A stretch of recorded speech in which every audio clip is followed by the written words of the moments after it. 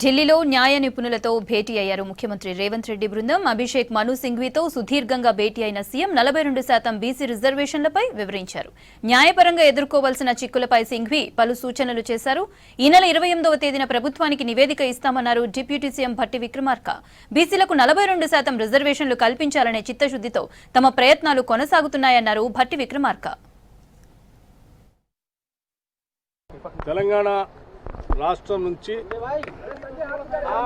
మంత్రుల బృందంతో పాటు సీనియర్ నాయకులతో సహా ఈరోజు రాష్ట్రంలో మేము ఇంప్లిమెంట్ చేయాలనుకున్నటువంటి 42% రిజర్వేషన్ లోకల్ బాడీస్లో ఓబీసీలకు సంబంధించినటువంటి అంశం పైన దేశంలో ఉన్నటువంటి అత్యున్నతమైనటువంటి న్యాయ కోవిదులు డాక్టర్ అభిషేక్ సింఘ్వీ గారి ఆలోచనలు కూడా తీసుకొని ముందుకు పోవాలనే ఆలోచనతో ఇక్కడికి వచ్చాం. వారి సంపూర్ణంగా ఈ విషయం పైన వివరించాం.